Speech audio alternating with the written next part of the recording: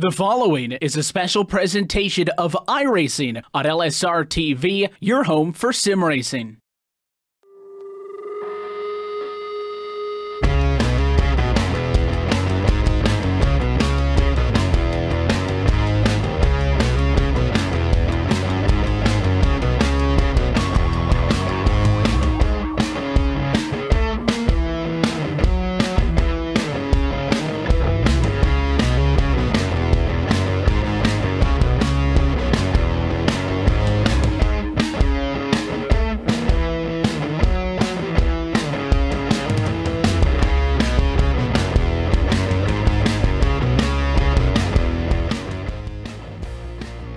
High above the New Hampshire Motor Speedway, LSRTV brings you coverage of the 2018 RSR Icebreaker Winter Series on your home for sim racing, LSRTV. Good evening, sim racing fans. My name is Cisco Scaramouza, alongside Brian Macklin to bring you all the action here from the Magic Mile in Loudon, New Hampshire. And Brian, we're back here, 2018 RSR racing continuing once again on the calendar. B-Cars at New Hampshire. Yeah, this is going to be a really exciting race. This is one of my more favorite tracks to race on just because the groove really widens out and you can see these guys search for grip from the bottom of the racetrack up to the third groove, and it will create some side-by-side racing that could be very exciting for the fans here tonight. And I look forward to seeing if Jeff Ward can win back-to-back races here in the Icebreaker Series. Of course, he won before we went on our holiday break back at Iowa, and he's been on a roll. He's got 2 wins so far this season in the Icebreaker Series, and he's currently sitting on the pole with just a couple of minutes left in this qualifying session. Yeah, still qualifying, taking part right now, about 2 minutes left to go in that, but through 4 races into tonight, our 5th round, and well, one name sits at the top of the point standings, a name we're all familiar with, David Comstock. Andrew Freenar sits right behind him, second on the board, and Jeff Ward also in contention in those points groups. But David Comstock, you know, our winner of the FTC Championship for 2017, Brian, and keeping stride here in the Icebreaker Winter Series. Yeah, we were talking to him before the race, and he was a little concerned about this race because he felt like he didn't have a lot of speed in his car, but he's apparently found it here for qualifying, as he's picked up almost 2 full tenths from what he practiced at a 30.84. He just ran a 30.68. That'll put him on the outside of the front row here unless somebody can knock him off, which there's only a couple of drivers left to take a time. David Batone, it looks like, Anthony DeBarro, and I was going to say Dwayne Vincent, but he just put a lap down, and he's going to be P7 currently.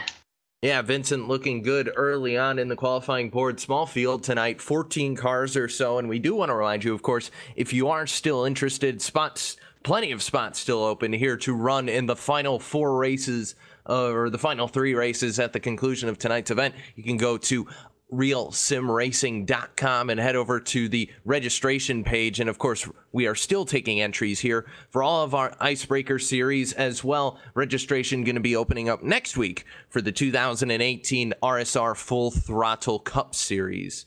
Now, we're definitely going to be looking forward to that, Brian, but that's off in the distant future and just couple seconds away here from heading to the starting grid of tonight's 135 lap feature event. And of course, to note, we are doing stages tonight. Lap 30 and lap 70 going to be your stage breaks, and of course points will be toted up to the top 10 depending on where you finish in the stage. So of course, the guy who finishes first at the end of the first stage, he'll get 10 points running through, 1 point for the driver who finishes 10th, and then of course, we'll do that again for stage number 2. So bonus points on the line, of course, at the end of these stages, forcing these guys, Brian, to stay at the front of your field all night long. And it's a very critical thing to keep an eye on, because if you look at Andrew Freenar, he has not won a race yet in this season, but he is second in points, and he's only 5 behind David Comstock, who does have a victory. And because of those stage points, he's very close to being the points leader. And Jeff Ward as well, he's only 7 points behind, but he hasn't necessarily had the success in those stages to get the points that he's needed. I remember back at Daytona, he didn't get any stage points there, and he's just been kind of struggling along to get those stage points, but he's got an opportunity to really close that gap here tonight. And this also gives a couple of these guys that are a little bit further down, like Shane Ewing, like Gabe Wood, who are a little bit further back, they have an opportunity to try to close that gap. If they can get a couple of points in these stages, they could potentially close that gap on those guys and make the battle for the championship a lot closer. Yeah, absolutely. But qualifying in the books already, so we're going to head down to your LSRTV starting grid here for tonight's round number 5 race from New Hampshire. It'll be a quick grid here. Jeff Ward, David Comstock, your first row here. Ford and Chevrolet. Then Brendan Kohler and Shane Ewing going to start 3rd and 4th. 5th going to go to Andrew Freenar. 6th to Gabe Woods. 7th going to go to Dwayne Vincent. Colby Bucks going to start 8th and 9th going to go to Nelson Rivera. And rounding out your top 10, Scott Walter. And of course you got Greg Omo, Steve Bavacqua, Anthony DeBarro, and David Batone. 14 cars here getting set for 135 laps at the New Hampshire Motor Speedway. And we'll take a look at your track facts coming up here tonight. Of course, we mentioned this first stage coming at the end of lap 30, then lap 70, but 135 laps to take part here at the New Hampshire Motor Speedway, built in 1990, of course reconfigured during the 2000 season, and they ran one race here with restrictor plates and it went horribly wrong. So now of course we're in its current layout and progressive banking 2 to 7 degrees here, Brian. And this isn't a track where the tires really matter too much. You need to protect the right front just a little bit and not overheat it when you're going into the corner. But for the most part, you can really control these cars really well and not really hurt the tires. So going to see these guys be pretty aggressive. 2 35-lap stints to start off this race, and they have an opportunity to try to close in on Jeff Ward and David Comstock here as we get ready to go green. Absolutely. We want to thank you for joining us here on LSR TV as we get set to throw the green here for round number 5 of the RSR Icebreaker Winter Series. Pace car to the inside and into pit road he goes. Jeff Ward on the loud pedal, green flag in the air. We're racing already in New Hampshire, and it's nose to tail for the lead. 64 backed off, and it's going to be Ward to turn number 1. Yeah, but here comes David Comstock on the outside, trying to stay to that right rear bumper of Jeff Ford as they come off turn 2. He has the nose there, but it looks like Jeff Ford will get clear as they head off into turn 3. He indeed will get clear of David Comstock and take control of the race lead. And now you see David Comstock trying to fend off Brendan Kohler, but it's going to be Jeff Ford who's going to lead lap 1 of this 135 lap affair. He's already built about a 3-car length gap over David Comstock, and then Kohler is right behind him, and then you can't look too far behind him because you got Andrew Freenar's right on his bumper as well. Yeah, Freenar is, of course, in this fight, sitting second in the championship car going around already. It's going to be Shane Ewing in the 32 down to your inside, and no caution going to fly for the 32. He'll be on in the infield there, and it was a little bit of contact coming off of turn number 2, I believe, but we'll stay single file, so we'll take a second look at that incident there, Brian. And you see on the replay screen right there that Shane Ewing had a little bit of contact as he got turned around coming off of turn 2. He was battling with the 00 of Gabe Wood, and unfortunately it just didn't end well for that number 32 machine. But not a lot of damage on that car. If he can get a caution, or if he can just stay on the lead lap until we get to the completion of this stage, he'll be able to get caught back up and still have a chance to rebound from this incident and get back up where he was running before that happened. But battle is on right now between 2nd, 3rd, and 4th as Brendan Kohler's all over the back bumper of David Comstock. He almost made contact with him in the middle of 3 and 4 the last time by, and it allowed for Comstock to be able to get away by about a half a car length, but he's not giving up that battle yet as he continues to try to breathe right down the neck of David as they work off turn 2. Yeah, off of turn 2 we go, and it's the 64 of Kohler up against the wall. Got a little bit loose, but was able to hold on to it. Back to turn 3 they go once again, and Ward continuing to lead the field here, and Comstock sitting in that 2nd place with a good eye right now on the 89 machine and where he can make that move, with the 64 continuing to be loose off the corner. Now the 88 of Freenar is going to jump to the inside this time. Back to turn 1 we go again. Freenar's down on the bottom. Freenar's is on the bottom. He almost makes contact with Kohler in the middle of the corner right there. Had to check up, and that's going to allow for Kohler to get off the corner a little bit better, but he gets loose once again, and that allows for Freenar's to get right back to his inside, and they're going to go door to door for that 3rd and 4th position once again, this time down in 3 and 4, and Kohler right now has the preferred groove. You can really carry some momentum off the corner on the high side right there, because you can pinch the guy down and be able to keep your momentum up and hurt his momentum, and that's exactly what we saw right there as Brendan Kohler was able to clear him and hold on to that 3rd position. And I've been watching that 64 machine, and you've mentioned it a couple of times already, Cisco. He's getting very loose off the corner, and we have a caution here at Loudon. It's David Batone, the 66 machine, going to go around, and we'll take a second look and find out what happened to that car. And looks like possibly issues around him in the cars he was battling. We'll take a second look now, and maybe just got against the wall there, Brian, but either way, early caution here to start us off here at Loudon.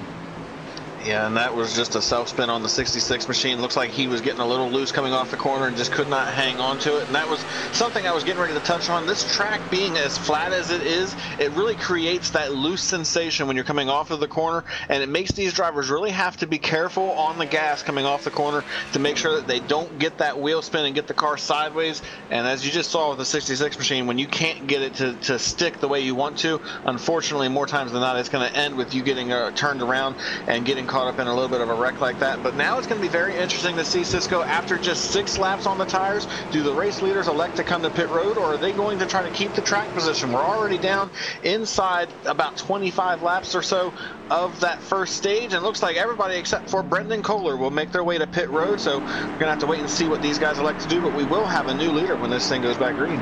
Kohler going to stay the outside as Ward paces the rest of the field down pit road, going to be looking for those pit boxes, and of course those new animated pit boxes. You won't see it on the broadcast, but one thing you will see, everybody has to make sure they're pinch perfect here coming into their pit stall. We've seen a lot of guys across several series miss their pit stalls because they've been blowing through pit road or not used yet to the new pit stops. But either way, Jeff Ward 2 tires, and then looks like 4 tires going to be the call for everybody else on pit road. Comstock going to lead that group off, and it's right behind him Freenars, DeBarro, and Wood going to be your top 5 coming off of pit road. Of course, Brendan Kohler staying out under this yellow. And I'm very interested to see how this works out for both him and for Jeff Ward, because Brendan Kohler stayed out on older tires. Jeff Ward took 2, and then the rest of the field took 4. So we're going to see a nice mix here when we go back green. And these 3 were already running in the top 3, so we already know they have fast cars to begin with. So now we're going to see just how much the tires really do matter. But I believe that both Jeff Ward and Brendan Kohler are going to be okay, because like I mentioned before the race got going, the tires really just don't wear out at this track like they do on your 1.5-mile tracks. You can really abuse this thing at times and still have tires left to be able to race with, and I think these guys are going to be okay as they double up here. The lights are off on the iRacing Ford First Mustangs. When we come back around, we're going to go back green, and it looks like we'll have 26 laps left until the completion of this first stage. And I'll go ahead and rack them and stack them for you real quick. We got Brendan Kohler in the race lead, followed by Jeff Ford, then David Comstock, Andrew Freenars, Anthony DeBarro, Gabe Wood is in the 6th position. Then we have Steve Bivacqua, Shane Ewing, Nelson Rivera, and Scott Walter, your top 10.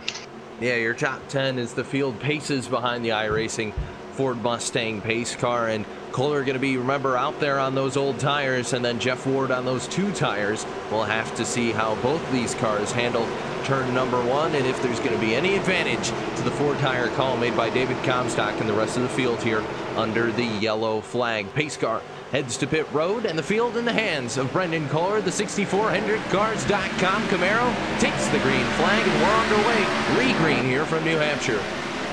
And Brendan Kohler got away very easily on that restart, and Jeff Ward goes wide in turns 1 and 2, and he's going to get swallowed up right there as David Comstock and Andrew Freenars are both going to get by, and it looks like Anthony DeBarro is going to be battling with him now as they're side by side down the back straightaway. You've got Comstock and Freenars, and then you got DeBarro and Jeff Ward side by side now battling for those second through about 5th positions. And then if you look right behind them, it looks like Gabe Woods trying to make it 3 wide off turn 4. DeBarro throws a really big block, and he's going to hold off that 00 machine, but that block will allow for Gabe Wood to move to his outside line right here, and he's going to try to take that position away as they come off turn 2. And meanwhile, now we have a battle for the lead as here comes Freenars for the lead.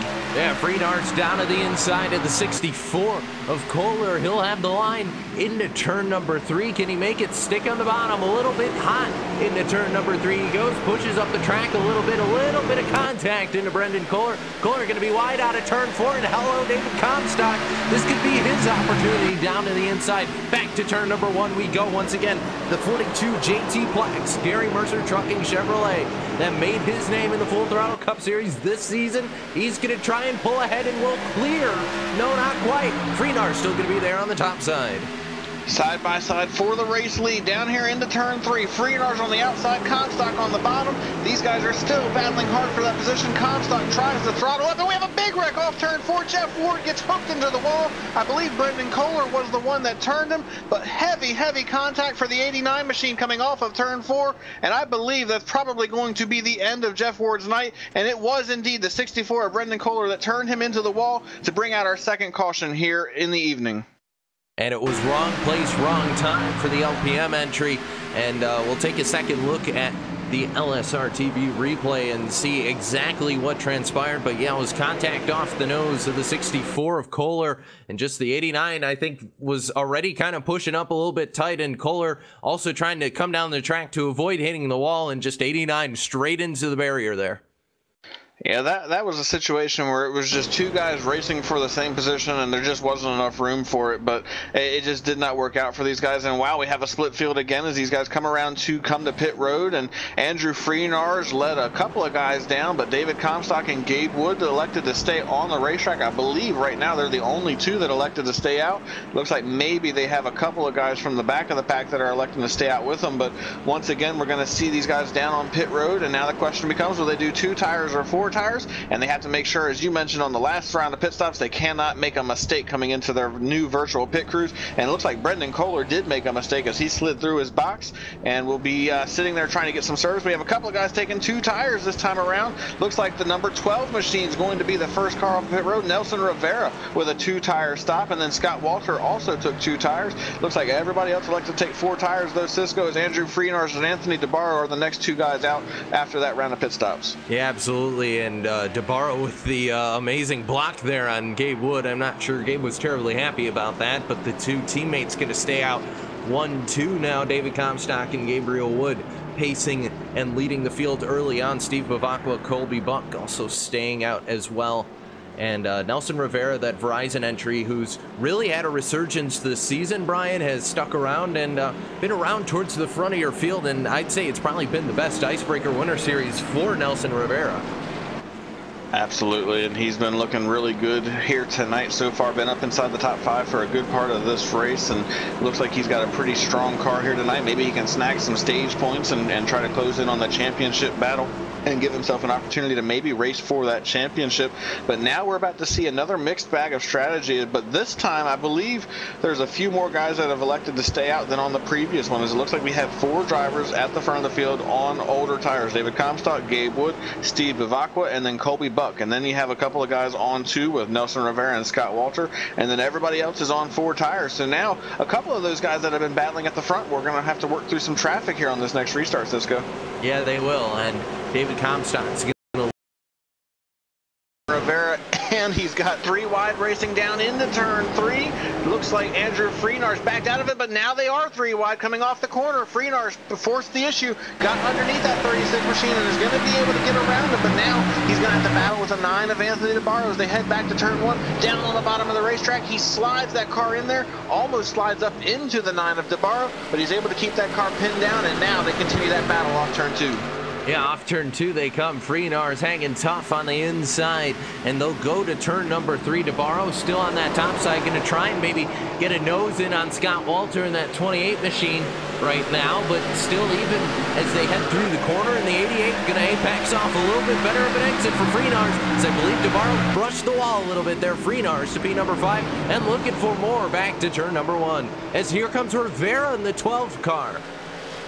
Lots of racing going on back here at this part of the racetrack right now. With less than 20 laps to go in this stage, these guys know they have to try to get every point they can. And you can see Andrew Freenars, he is slicing and dicing his way through this field as he's able to get by Scott Walter. And now he's trying to get past the number 34 of Colby Buck. He's on the bottom of the racetrack once again, trying to take that position away. And he's bringing Anthony DeBarro with him, as Andrew Freenars and Anthony DeBarro on the bottom of the racetrack, and they are working through this traffic. Looks like Freenars will get around the 34 machine, and now here comes DeBarro trying to make that happen. And as you just mentioned a moment ago, here comes Nelson Rivera as well, as he's on the bottom battling with Scott Walter right behind these guys. 2 by 2, 5th through 8th, and Rivera's still going to have a shot at it through turns 3 and 4, but got a little bit loose going through the corner. Meanwhile, DeBarro able to clear Buck here as we come out of turn number 4, side by side. Meanwhile, still Scott Walter and Nelson Rivera. Walter trying to clear the Verizon Chevrolet, but Nelson will have none of it. Back to turn number 1 and 2 this time. The 12 hanging tough on the inside. Not sure if he'll be able to stay with them. He'll slide it out of the corner once again, but be able to hold on and maintain his position on the bottom. It is so hard when you're the guy racing on the bottom of the racetrack to not slide up and make contact with the car on the outside line, and it takes so much discipline to hold that car pinned down on the bottom of the racetrack like we're seeing Nelson Rivera do right now as he comes up off the corner, and Colby Buck almost came down and endured the 12 machine off turn 4, but he is able to keep it off of him, and that actually will allow for Nelson Rivera to finally get clear of both of those drivers and solidly move him into that 5th position as he's going to move ahead of Scott Walter and Colby Buck, who are now racing side by side for that 6th position right now.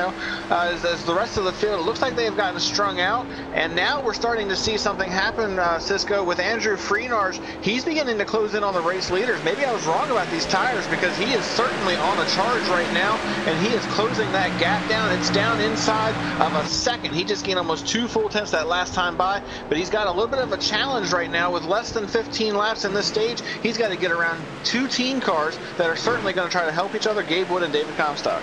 Yeah, side by side, meanwhile, continuing Scott Walter and Colby Buck going at it for the 6th position. And Buck trying to make that outside line work as the 28 going to slide it into the corner a little bit there around Shane Ewing. And those guys, quite a bit of a battle there going on between them. But absolutely, Freenarz closing the gap on Gabe Wood. They're maybe going to look 3 wide. No, Ewing thinks better of it, backs out. And you got 5 cars basically under a blanket right here. 4 everywhere behind that 6th and on back area in this pack right now. And of course, Freenarz, you mentioned, he's closed up right now on the back doorstep of Gabriel Wood in that 00 entry.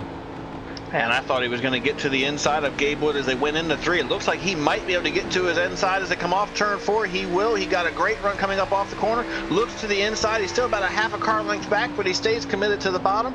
And now they go side by side for that 2nd position now in turns 1 and 2. He's door to door with Gabe Wood, but Gabe's not going to give him an inch as he pinches him coming up off turn 2 that time by. But it looks like Freenarz got the advantage as he got a little bit of a better run coming up off the corner, and he will move ahead of Gabe Wood. Can he slide up in front of him and pull that move off? Yes, he will. So Freenarz will move into 2nd, and he's coming to 11 laps to go in this stage. He's got to try to challenge David Comstock for that race lead and for that stage victory now as he's moved into 2nd, and he is about 0.6 of a second behind that number 42 machine. Now the question is, can he catch him, and can he pass him once he gets there? Yeah, 5 laps to go left in the stage when they get to the line, and David Comstock's been in control ever since the restart. No one's been able to get past him, but Freenarz is getting closer to 2nd place and continuing to close on the leader. 5 to go at the line here, Brian, and closing up, Andrew Freenarz. Yeah, excuse my Jacob Seelman math right there. I was thinking we were going to 35 on the stage. I'm not sure where I was going with that, but as you just mentioned, we're down a lot closer than I thought we were, as now Freenarz has to do everything he can to try to chase down that 42 machine with less than 5 laps in this stage. He's not closing in as quickly as he needs to as Gabe Wood gets really sideways coming off the corner. He hung on to it, but that will allow for DeBarro to move into 3rd, and now you have 2 guys with fresher tires trying to chase down David Comstock, trying to get to lap 30. Now Freenarz tries to close in that gap as he got a pretty solid run through 3 and 4 that time by, and it looks like at the stripe he's going to gain about 1.5 tenths on that 42 machine. But with less than 4 laps left in this stage now, he's not got a lot of time left, and he's going to have to really close that gap in a lot quicker if he wants to be able to take that lead away. Yeah, we're going to take a look at the replay for the pass for 3rd, but we're actually going to stay with the lead right now. Freenarz back to turn number 3 this time, and still closing in on David Comstock. Time running out for the driver of the 88. And at this point, I think if you're Andrew Freenarz, is it worth just kind of hanging back and waiting until that last lap, Brian, or do you want to make that move now? Well, maybe possibly the move's going to happen now to the inside. Not quite this time, but he's wasting no time. Chop block by Comstock. To answer your question, I don't think you can afford to wait, because that is a point that you would be giving away towards a guy that's already ahead of you in the points. These two are 1st and 2nd in the points, and he needs those 10 bonus points for winning the stage. He wants to take that point away from David Comstock. You have to try to take this position away as quickly as possible. They're coming to 2 to go in the stage right now, and David Comstock is just praying that he can make it back to the caution flag with the race lead so he can get those 10 bonus points for the stage. But here comes Freenarz on the bottom of the racetrack once again. He threw it into turn 1, but just didn't quite have the momentum to keep it on the bottom of the racetrack, and Comstock got a little sideways coming up off turn 2 that time, but he's able to keep it matted, and he's still ahead by about a half a car length as they come to 3. Turn 3 we go once again, and it's Freenars continuing the assault for the lead right now. They'll come to the white flag before we take the green and checkered. Stage number 1 getting set to end right now, and Andrew Freenars has got one more lap to make it happen. The question is now, can he do it? He runs a little bit of a wider run through 1 and 2 that time, tries to carry the speed off the corner to see if he can't challenge Comstock. Comstock did not get off turn 2 the way he needs to. That opens the door for Freenars. If he can make a move down here in 3 and 4, this will be his opportunity. Here he comes. Freenars dives it in, they'll make contact. Freenars gonna put Comstock in the wall and go in the wall himself, but the points, he's going after him. Here comes DeBarro to shake it up for second, but Freenars and Comstock not happy. Freenars actually gonna fall back behind. And that was a really aggressive move on the part of the 88 machine. He was trying to take that race lead away. He was trying to do everything he could to try to win that stage, and it looks like he's going to come up just short, as I believe Comstock beat him back to the stripe and will actually be the stage winner in that situation. Looks like then Freenars came across the line in second, and then Anthony DeBarro was third. But what an incredible run to the finish, to the complete stage 1 right there, Cisco. That was insane. Yeah, that was insane, and I'm not really sure what's going on with the 88. I think he might have given that position back, Brian, after the move going into turn 3. I think he knew that it was a little bit of a lost cause and kind of a dive bomb move, but either way, got out of the way, the 42, and allows David Comstock to hold on and grab the stage number 1 victory here. And we'll take you through your top 10 as they run right now. David Comstock, Anthony DeBarro, Gabe Wood, Andrew Freenars, and Nelson Rivera, Shane Ewing, Brendan Kohler, Dwayne Vincent, Steve Bavacqua, and Greg Omo, your top 10, all 10 drivers going to receive points here towards their championships hopes. I'm sure Freenars hoped that was 10, but either way. And looking at the score right now, it's going to be 42-88, 900, going to be your top 4. To clarify that one, so Freenars going to get, or DeBarro going to get scored second, DeBarro going to get scored third, excuse me. Freenars going to get second spot, so 9 points, but still, he's still trailing David Comstock in this championship. Well, and he was trailing him by 5 coming into this, so losing that stage point, he's going to drop back to at least 6 points now, unless he can gain some in the next stage or finish ahead of him at the end of this race. But now both of these drivers have a situation, because they made heavy contact with the turn 4 wall coming to the checkered, and they both have significant right side damage to that car, or to their cars, which could adversely affect the handling on these guys. They may have to sit there and get some damage fixed, and it looks like that's exactly what both of these drivers are electing to do, as everybody else has already left pit road. Anthony DeBarro was the first guy off of pit road, and then I believe Gabe Wood was second, Nelson Rivera is third, and then maybe Dwayne Vincent, I believe, came out in fourth. But our stage 1 winner, David Comstock, and our runner-up to the stage 1, Andrew Freenars, they're both on pit road having to get damage fixed. It looks like Comstock's finally down and away, and now you see Andrew Freenars leaving as well. But now these guys have lost all their track position, Cisco. They may have had some pretty fast cars, but now they're going to have to work their way through some pretty heavy traffic. Yeah, and David Comstock, you have to think, Brian, is not going to be happy at all with Andrew Freenars, even despite the radio transmissions, you know, if they have talked already. But Freenars, an absolute dive bomb pass, and it's desperation at this point, Brian. It looked like to me just trying to get to the end of that first stage and just threw it in a little bit too much there, and either way, it cost both drivers. And for David Comstock to have a race go that well, or a stage go that well, where he was going to be set to win it, and then it all get taken away from him, and he really didn't do anything wrong there, Brian. Just wrong place, wrong time.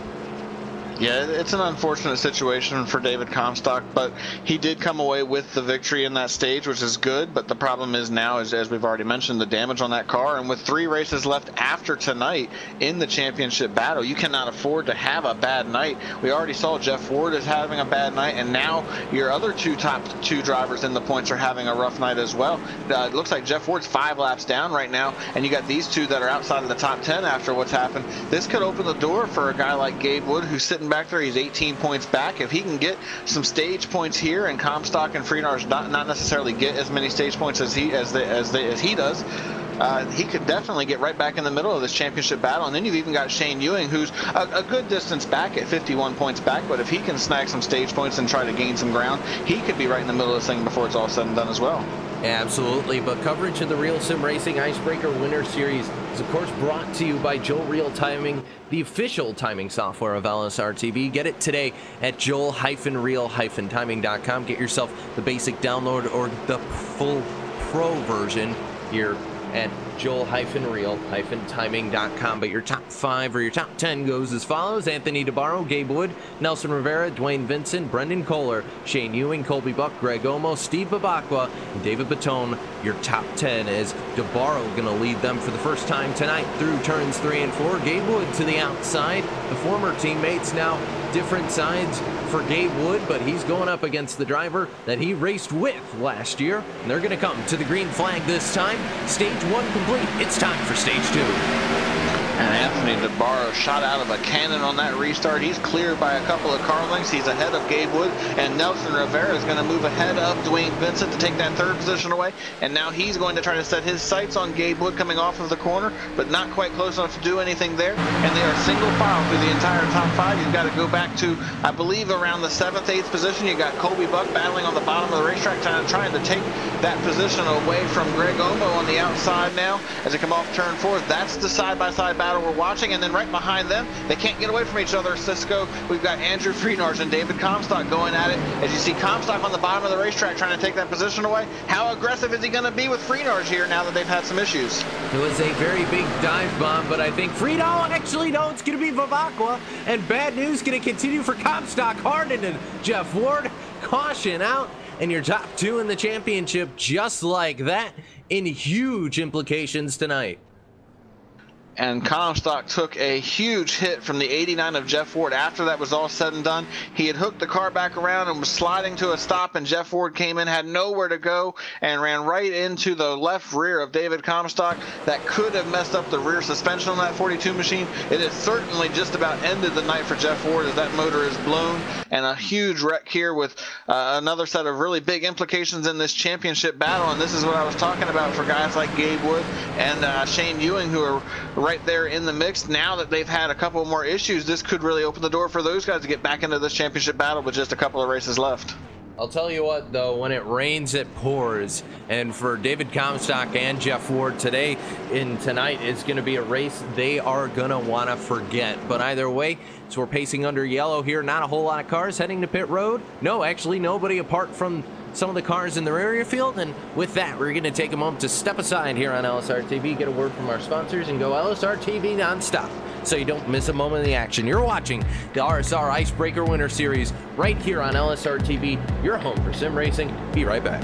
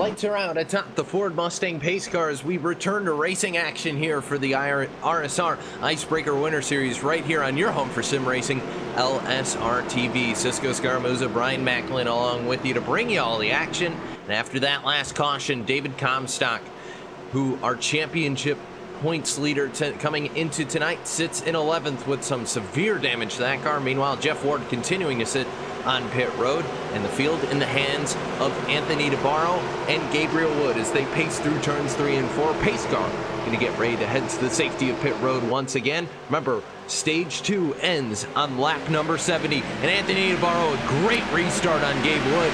Green flag back in the air. It's nearly 2 car lengths yet again. 29 laps to go until the end of the stage. And Nelson Rivera on the bottom of the racetrack right behind these guys, going for that 3rd position behind Gabe Wood. He's side by side with Dwayne Vincent as they come off turn 2. And it looks like there's a little bit of 3-wide action going on way at the back of the pack once again. It looks like Greg Omo is in the middle of it. Looks like Freenars was in it for a moment, Colby Buck. And then you got David Comstock back there who's just trying to rebound at this point. But while all that was going on, they're still side by side for 3rds. They come off turn 4. You got Nelson Rivera and Dwayne Vincent, the wily veteran, battling for those 2 positions. Yeah, side by side they go. Vincent up on the extreme top side in the different groove of the racetrack, and he's going to get a little bit loose. Sideways goes the Barker store entry, able to hold on to it. Here comes Shane Ewing to capitalize on it. Vincent got all sorts out of shape and went from trying to get a nose on Nelson Rivera to having to worry about Shane Ewing, and also the 2 cars behind him, the 64 Brendan Kohler and the 88 Vander Freenars, 3 wide as they come out of the corner. And Dwayne Vincent's exactly where he does not want to be, top side of a 3-wide battle at Loudon, and he's continuing to try to hold on as he battles ahead of those guys and stays door to door with Shane Ewing. He gets himself out of that 3-wide situation and now tries to put the throttle down to try to get away from these guys as he got a great run coming off turn 2, and that allowed him to almost get clear of the 32 machine of Shane Ewing, but they remain side by side. And then right behind these guys, you've got Andrew Freenars and Brendan Kohler battling for position, and I believe our championship leader might have just had a blown motor. Cisco, looks like David Comstock just had the motor expire and he is on pit road, and I believe his night may be done. Yeah, David Comstock coasting 37 miles an hour down pit road, night over for the JT Plax entry. Meanwhile, that battle continuing. The 88 Andrew Freenars is going to look 3 wide once again as we head back to turn number 3. No, they're going to fall 2 by 2 now, but Freenar is able to make the pass on Ewing and going for more, going after Kohler in the 64 as they come off at turn number 4. Very loose, got the HendrickCars.com entry, but Freenar is still with the nose in as they head back to turn number 1. And you can see Freenars on the bottom of the racetrack once again, almost slides up and almost makes contact with the 64 machine in the middle of the corner. Maybe did make just a little bit of contact. He got sideways coming up off the corner, and that allowed for Brendan Kohler to get away. As they continue to battle side by side, though, you see Freenars back down on the bottom of the racetrack, and this is where he's been most of the night. He's been battling these guys, and he's been down on the bottom trying to get the positions. Almost once again makes contact with Brendan Kohler coming up off the corner, but this time Kohler looks like he's finally going to get clear of Freenars. Now the question is, will Freenars go back to the bottom in 1 and 2? No, he will not. So they get single file for the first time in about 5 laps, and these guys have finally settled things out for that 5th and 6th position. Brendan Kohler is going to hold that battle for right now. Kohler got very loose off the corner right there, able to manage to hold on to it. A very slick track it's looking right now. So they head back to turns number 3 and 4 this time. Freenars down on the inside, trying to make it work down there. They'll be side by side as they come off the corner. 64 still up on the top side, holding steady. Kohler's going to look like he's going to be able to clear. No, Freenar's still going to have the nose back to turn number 1 once again. Freenar's making that bottom side work. And I think the looseness from the 64 has been able to keep Freenars in this fight, and has kept Kohler from pulling away a little bit on the nationwide entry, but Freenars still making that inside work. And as he stays down there, he just continues to get more and more frustrated. As you can see, he just cannot seem to be able to get past that 64 machine. He's able to get to his door at times. He's able to inch ahead, but he just cannot get fully clear to take that position away. Slots that car down to the bottom of the racetrack once again, tries to slide up in the middle of the corner to see if he can't take some of that speed away. I believe he made contact once again with the 64, but still not going to be enough to take that position. And Kohler continues to battle back on the outside line as he's trying to hold on to that 5th position. We're coming to 20 laps to go until this stage stage. And I got my math right, Cisco. We are coming to lap 70 for that stage with 20 to go. These guys know what's on the line, and for Freenars, now that Comstock has had an issue, he knows all of these points. Every position he can get are extremely valuable towards his opportunity to win the championship. Yeah, and DeBarro sitting in a very good position for that right now. The 9 Napa entry right now out to about 1.5 seconds on Gabe Wood, around about 1.4 at the moment. Gabe not able to hang, at least for the moment, with Anthony DeBarro. And Nelson Rivera, another great run for the driver of the Verizon Google entry, coming through turns 3 and 4. 20 laps to go before the end of the stage. And the battle is still on for this position as Freenars actually won the battle at the stripe, but Kohler is still fighting back on the outside line, as now it looks like Freenars slid up, tried once again to feed the fender to the 64 machine. I think he might actually have made it work this time as he moves ahead, and then Kohler gets into the wall off turn 2. That will move Freenars officially into that 5th position. A little bit of contact is going to lead to him taking that position away, but now he's going to have to drive the wheels off to try to get away from that 64 machine, because he does not want Brendan Kohler to get back to him. But he can't go very far because he's got Dwayne Vincent in his windshield. He's going to have to work through that 13 machine here before long, and that could create for a little bit of excitement once the 64 gets back to him. Yeah, the 64 still very much in contention. Might have lost that place for the moment, but that car is still looking very loose right now, Brian. It's killing any chance that he has to get back up into this fight. And I think Kohler is just going to have to cool the tires down a little bit or find a better line to make it work, because he has a lot of speed in that car, just not able to put it on the racetrack. Well, I think he was battling so hard with the 88 machine that he just got the right rear a little on the hot side, and that's creating that loose feeling that he's get that. And he's also being very aggressive on corner exit, trying to get everything he can out of that car. And when you do that on a flat track like this, you're going to create that loose sensation coming off the corner, and it will make it very difficult for you to be able to get up off the corner and give yourself a good amount of speed to be able to challenge these guys. I have always, as a driver, approached this track like a short track. You want to drive the car in easy into the corner and then try to gas up in the middle of the corner, and then really just try to be smooth coming off the corner. And that's not what we're seeing out of that 64 machine at all right now, as he is just being very aggressive on corner exit, and it's not paying off for him at all as he just continues to lose ground. And you can see he is falling further and further behind the 13 and the 88 right now as he's continuing to get loose off the corner, and he's now falling back about 5 or 6 car lengths off of these guys. Yeah, he is. And it's now going to be a battle between Dwayne Vincent and Andrew Freenars for that 4th position, the closest 2 cars on the racetrack at the moment. And apart from that, also a battle going on with Scott Walter and Greg Omo, the other Napa Auto Parts entry and the Wicks Filters entry between those 2. And we'll keep an eye on them. But the battle right now, Freenars looking to the inside of Vincent. He's going to have a nose, and they're going to be about even up as they come out of turn number 2. And Dwayne Vincent trying to hold on to that position on the outside line, but it looks like Freenars is going to sail it off into turn 3 this time. Will he slide up into the 13 like we saw him do with Brendan Kohler? No, he's going to keep it pinned on the bottom of the racetrack. Gets a pretty good run up off turn 4, but here comes Vincent back on the outside line. He carries some speed back to the stripe, but it looks like Freenars was able to beat him at the stripe, and now he sails it off into 1 once again, and will be able to get clear of that 13 machine, and will move into that 4th position. And now he's got an opportunity to try to chase down Nelson Rivera and Gabe Wood before the end of this stage. Yeah, and Freenars looking like the car that he had at the beginning of this race right now, but gets very loose going through 3 and 4 that time. That'll bring Vincent and Kohler right back to him. So all that time Freenars tried to make up, Brian, it all went out the window right now. For Freenars, that's got to be extremely frustrating. Was able to just clear these guys. The battle, meanwhile, right behind him. Kohler trying to make the pass on Vincent as they head through 1 and 2. And Freenars just all sorts out of shape right there.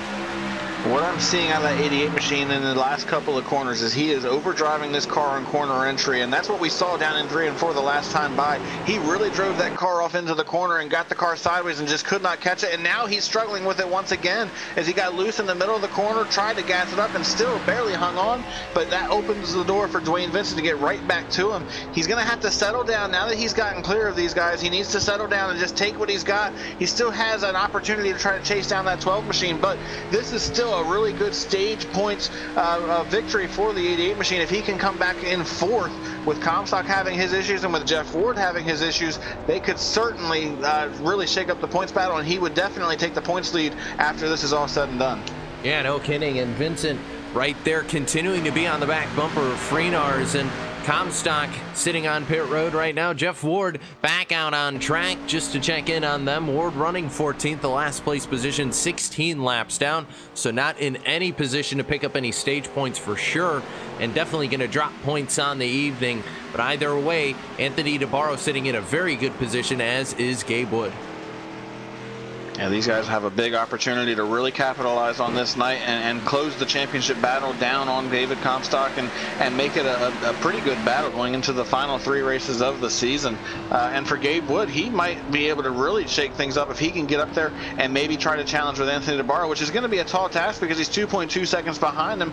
So he's probably not going to be able to get there with 10 laps to go in this stage. But now the battle is on once again right behind these guys. Andrew Freenars continues to battle with a loose condition on corner exit, and that has kept Dwayne Vincent and Brendan Kohler in this battle. As you can see right now, they are almost getting side by side for the 5th and 6th position. As you can see right now, Brendan Kohler tried to inch under the number 13 machine, but just couldn't quite get there. But these guys continue to race with a blanket over top of them. They are so close together. Yeah, and this battle going to go down to the end of the stage for sure. And Vincent sitting in a very interesting position, probably could press the attack on Andrew Freenars with how loose that car has been, but easily going to have to play defense because Kohler's just a little bit closer right now. I think Kohler's the bigger worry at the moment. He's still right there knocking on the door to get past the 13. And these guys just continue to battle on for these positions. This is the closest battle we've got on the field, and this has been our longest green flag run of the night. So we are really beginning to see what these guys have behind the wheel as far as the handling is concerned and as far as the long-term speed on the racetrack is concerned.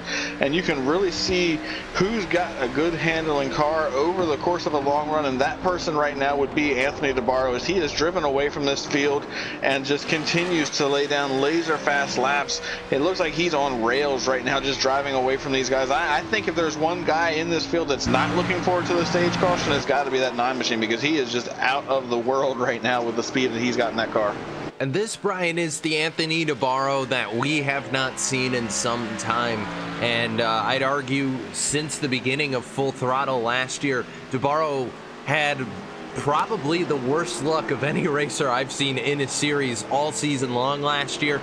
Was so close so many times and had wins taken away over and over. DeBarro laying down, like you said, laser fast lap times and running a perfect race right now.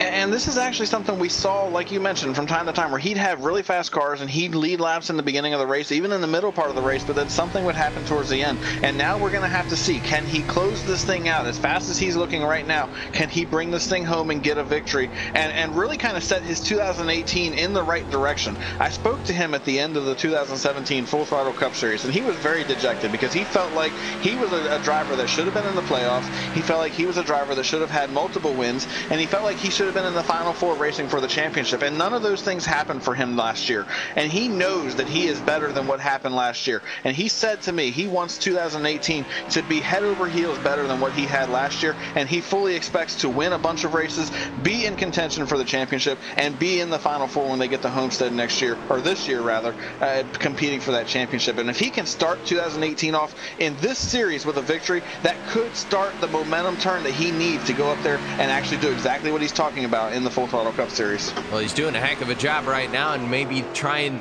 to get 2018 started out with a win. 5 laps to go till the end of the stage. DeBarro right now about 2.5 seconds in front of Gabe Wood, who's fallen back into the clutches of Nelson Rivera, the 12 machine, another driver on a resurgence, a little bit longer of a resurgence here for Nelson Rivera. He's been doing it these last couple of races, Brian, and once again impressing right now, right on the back bumper of Gabe Wood.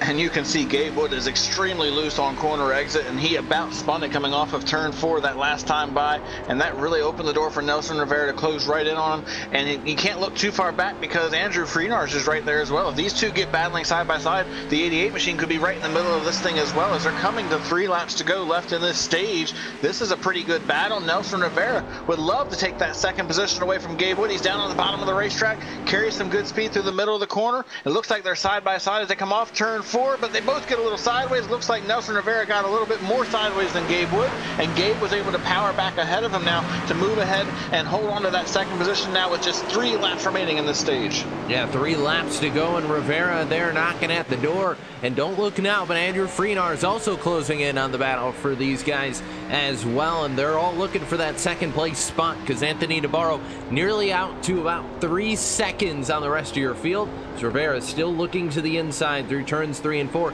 2 laps to go till the end of the stage. And you can see Nelson Rivera is searching for so much grip down on the bottom of the racetrack. He was almost on the apron down in 3 and 4 that last time by, just trying to find something down there to see if he couldn't find a way around that 00 machine. It did not work. He slotted back in, and now he's a couple of car lengths back, and he's got to look in the mirror just a little bit because Freenars is right there, and with a mistake on the part of the 12, they'd be in a battle for that position as well, as now Anthony DeBarro is working through 3 and 4, coming to the proverbial white flag of this stage. He's got it all wrapped up as long as he doesn't make any mistakes, but this battle is on for second, third, and fourth as they come to 1 to go. Yeah, white flag going to be in the air this time, and we're coming to our second green checkered on the night. But back to turns number 1 and 2 we go. Rivera down on the inside trying to make the pass on Gabe Wood. Not sure if he's going to be able to do it. He'll have one more shot when they get to turns 3 and 4. And as Anthony DeBarro doing an excellent job out front, 3 seconds in front of the rest of the field as they go single file behind him final time into the corner. And Freenar is going to try and make one last ditch effort on the top side, but it's going to be the 9 of Anthony DeBarro that comes to win stage number 2. And Rivera able to hold off Freenar's. Wood, Rivera, Freenar's top 4. And what another incredible run for these guys, and for Gabe Wood and for Andrew Freenars with the issues that we saw out of David Comstock and Jeff Ward. This is going to be a big stage for these guys because they're going to gain some pretty good points on those 2 drivers, not to mention the fact that they are both out of this race currently, sitting back in the 13th and 14th position. So a big opportunity for them to really try to open up that gap that they're going to create on those 2 drivers in this championship battle. It's almost certain that unless Freenars or Gabe Wood have an issue tonight, that one of them will take over the points lead when it's all said and done. I believe Freenars would more than likely take that position away. So now these guys really are just trying to capitalize and score as many points as possible for the end of this thing. Absolutely, and we'll take a look at your top 10 right now, and survey says Anthony DeBarro gets 10 bonus points going towards the championship. He wins stage number 2 here from the New Hampshire Motor Speedway, and then Gabe Wood, the 12 of Nelson Rivera. Andrew Freenar is going to finish 4th. 5th going to go to Dwayne Vincent. 6th to Brendan Kohler. 7th to Shane Ewing. 8th going to go to Greg Omo. 9th to Scott Walter, and Colby Buck rounds out your top 10. Those 10 drivers going to come home with an assortment of bonus points as the field being led down pit road by Anthony DeBarro, and they're all looking for 4 Mr. Feelgoods.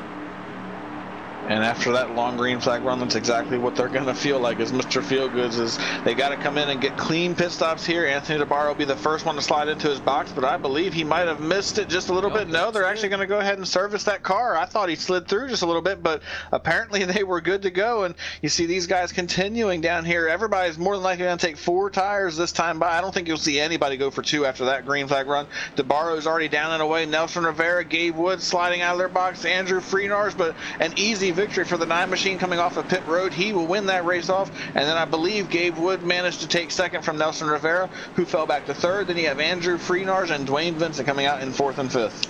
Yeah, and Vincent, also another car who's been involved in a lot of battles here tonight and maintaining his 5th place position as they run. But we're going to take a moment and step aside and get a chance to catch our breath. You're watching the RSR Icebreaker Winter Series right here on your home for sim racing, LSRTV, and we'll go non-stop so you don't miss a moment of the action. Back in a moment here from Loudon.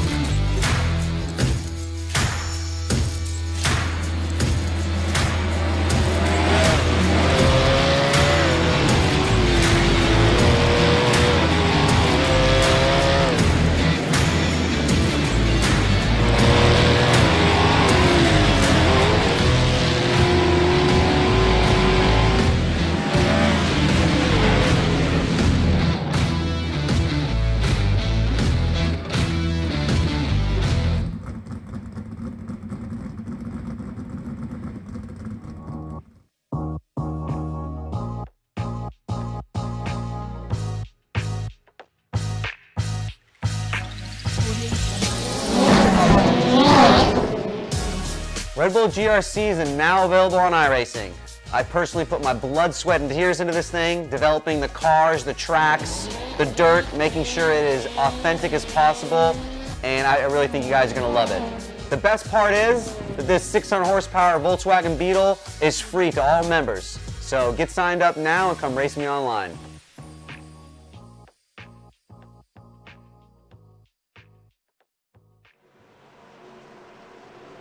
Stage number 2 is done, and it's time for the final stage of racing tonight as the RSR Icebreaker Winter Series continues here at Loudon for round number 5. Cisco Scaramuza alongside Brian Macklin to bring you all the action as the pace car gets set to hit pit road. Anthony DeBarro and Gabe Wood gonna lead the field back to the green flag. We're back racing here past halfway. And Anthony DeBarro shot out of a cannon for this restart as he's already clear of these guys by a couple of car lengths. Nelson Rivera slams down into turn 1 on the bottom of the racetrack, trying to take second away from Gabe Wood. Gets a good run up off the corner, but Gabe's not going to surrender that fight now as he continues to fight back on the outside line. And these guys remain side by side down into turn 3. Nelson Rivera once again on the bottom of the racetrack, tries to slide up in front of Gabe Wood, but can't quite get there as Gabe is able to fight back on the outside of the track, and he will stay side by side. And now here comes Freenars trying to challenge these guys as well, but I believe Nelson Rivera finally got clear of that 0-0, and he indeed will move into that second position. Yeah, Freenars, everybody back into this battle once again. DeBarro no longer has that 3-second lead that he had before, but now he has to worry about Nelson Rivera, a new driver working his way into the fray to challenge him. Gabe back to third is going to have to worry about playing a lot of defense right now. Freenars right behind him is hungry to get back to where he was earlier in this race off turn number 4 this time. Everybody's still single file. And Anthony DeBarro wants to see this thing go green flag for a long time, because we saw in that last stage that as the laps wound on, he got faster and was able to pull away from these drivers and put a big gap on them. I believe he had about 2.3 seconds when they came to the end of the stage, and he would love to continue to open that gap up here the longer this run goes. We already know he's got a good speed. The one thing I would like to see, Cisco, is if Andrew Freenars can get back to that second position. I think he was the one driver that was matching lap times to Anthony DeBarro at the end of that stage. If he can get the track position back and be able to challenge Anthony DeBarro, we could have ourselves a nice little battle for this thing should it stay green over a course of a long green flag run. Yeah, absolutely. And right now, Brendan Kohler all over the back bumper of Andrew Freenars in the 88. And he's looking to make an opportunity to move ahead on him. But Rivera, like you said, Macklin, he's staying in the tire tracks. And for Anthony DeBarro, do you think it's a better case for DeBarro to save the car he has later on or try and build that early lead? I think at this point you already know you have a car that can just shoot out of a cannon once you get enough laps on the tires. Just do what you've been doing. Just run your race. If Rivera is able to stay with you, then so be it. You know you're going to get away after the laps wind on a little bit, so just do what you got to do to maintain the race lead. Don't let him get there and take the lead away from you, because then you have to try to challenge him back. But don't run the car so hard that you're going to wear the tires out and not be able to get away like you have before. This is a pretty good situation for Anthony DeBarro, and we've seen him over the years. He's very good at being able to drive this car exactly the way he needs to be quick over the long run or be quick on a short run, just depending on what he needs to do. And you can see Rivera staying with him and is trying to get right to the inside now coming off turn 2, but he's just not quite able to get close enough to actually challenge for that race lead just yet. Yeah, Rivera staying in the tire tracks, but not quite able to make that challenge happen. But Brendan Kohler all over the rear bumper that time of Andrew Freenars when they went into turn number 3. It was a late break there, I think, from the 64, but able to hold on to it, and they'll space out once again down the straightaway. And those flat corners, you have the ability. It's so much easier to overdrive corners like these, Brian, versus your normal cookie cutter mile and a halfs. Because of how flat those corners are, your mistakes are suddenly magnified. Yeah, and that's exactly right, because on a flat track, like you mentioned, you can't really make too many mistakes without really affecting the handling of the race car.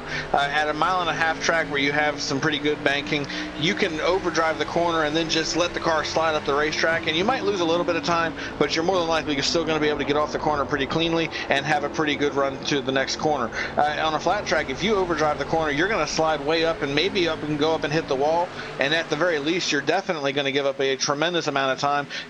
These tracks require a ton of finesse. When you come to a track like this, when you go to Phoenix, when you go to Martinsville, these tracks that are very flat, you will see the guys that are able to be very smooth and be very rhythmic at the front of the field every single time. And that's what we're seeing right now. You've got Anthony DeBarro out front. Nelson Rivera is another driver.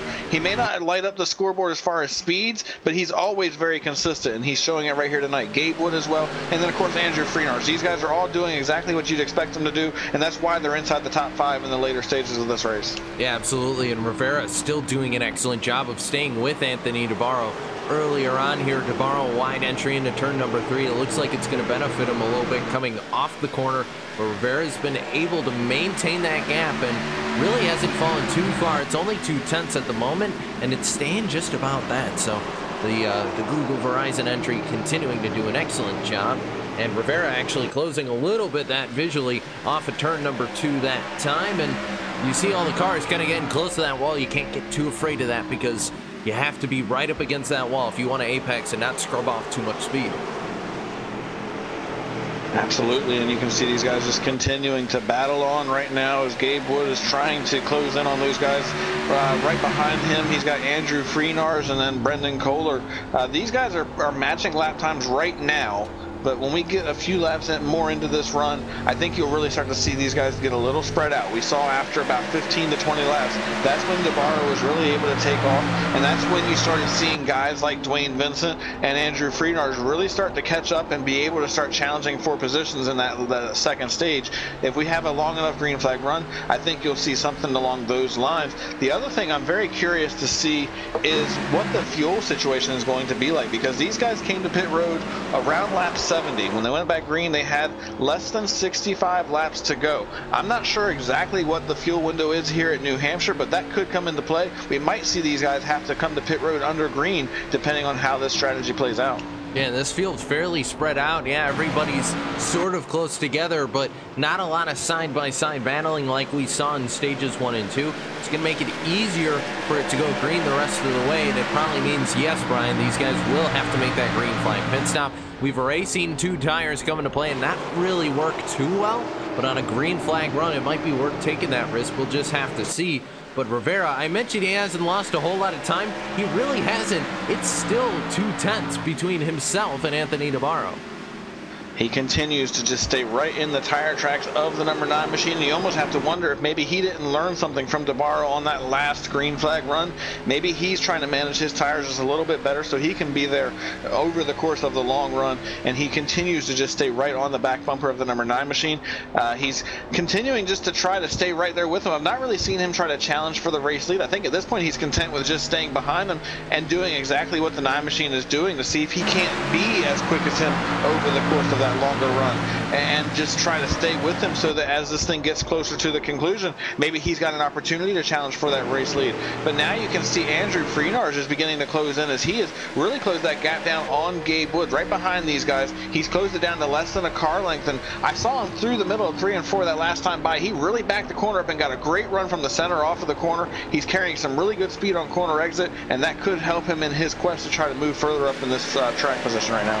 Yeah, absolutely, and DeBarro still maintaining that lead at the moment, doing an excellent job, and has kind of been running that middle line. That you can see the 12, Brian, he wants to get to the inside, but the further you go down that track, you can't necessarily have the same amount of speed and grip down there that you would like. So Rivera kind of really doesn't have a choice right now but just to follow in the tire tracks of Anthony DeBarro. I think he's going to need a mistake out of the 9 as they run right now if he hopes to be able to do anything. But this field, your top 4 especially, starting to accordion together a little bit.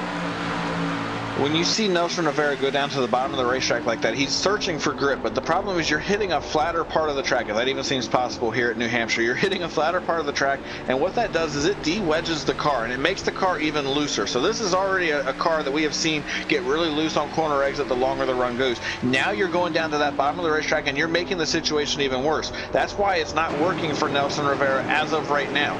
But if he can keep the tires on this car and stay within striking distance of that number 9 machine, he might might be able to make it work over the later stages of this run and be able to actually challenge him on the bottom of the racetrack. That, and the more he runs down there, the more comfortable he gets, he might be able to figure something out that doesn't make the car get as loose on corner exit, and he could potentially really have some grip down there once this thing gets all closer to the end. Andrew Freenars went hunting to the inside, but wasn't able to grab anything there, and Gabe Wood able to hold on to that third place position as they run right now. 42 laps to go at the line, coming up here for round number 5 here from New Hampshire. And Anthony DeBarro continues to lead in that number 9 Napa Auto Parts entry, and Nelson Rivera, and we talked a little bit about it, but this definitely one of his better RSR Icebreaker Winter Series seasons and one of his best RSR series in general, just in terms of historical and everything like that. Rivera has been at the front of these things and really has found a balance in this NASCAR Xfinity car, and it's a car that we don't see as much on the sim as something like the Cup car or the C-Class with the Camping World trucks. It's kind of in that middle area, and I think Rivera's really found a balance with it, Brian, that he likes. And I feel like this car has always been very underrated, because this car is a blast to drive, and it can create some really incredible racing when you have the right drivers together. And this has always been one of my favorite cars to race here on the sim. And if you go in and you watch some of the iRacing official series with this car, the races are typically really, really good. And we're seeing it here tonight. These guys have had a pretty good race at the front of the field. We've seen a lot of side-by-side racing. We've seen a lot of competitive racing, and we're seeing these guys stay pretty close as this run gets further into it. You're seeing the top 5, top 6 guys staying pretty close together. As you can see, 1st through 6th are less than 1.8 seconds away from each other. Dwayne Vincent back there, he's 1.8 seconds back in the 6th position right now. These guys are really competitive with one another, and that's what this car brings to the table. When you run this car, that's what you can look forward to. But how about Nelson Rivera? I'm really impressed right now, Cisco, with how close he is staying, and now he almost looks like he wants to challenge for that race lead.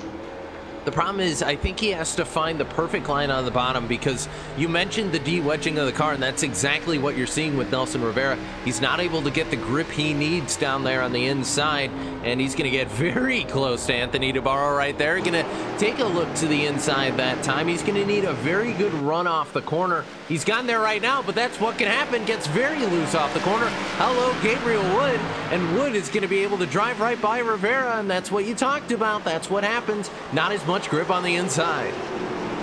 And he got very lucky not to spin that car out. The problem is now he's trying to fight off Andrew Freenars. Freenars doesn't want to give him that position, but doesn't have a choice. And Nelson Rivera slid up in front of the 88 machine, but he did give up that 2nd position to Gabe Wood. And now all the work that he had done to stay with Anthony DeBarro was for naught, as he has dropped back to almost 7/10 of a second behind the number 9 machine.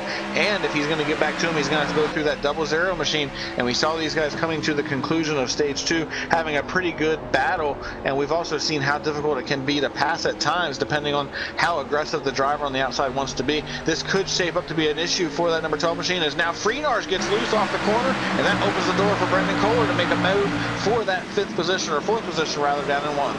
Yeah, Kohler down to the inside this time, and Freenars trying to make it work on the outside. Side by side, they will continue to go. It's going to be very close.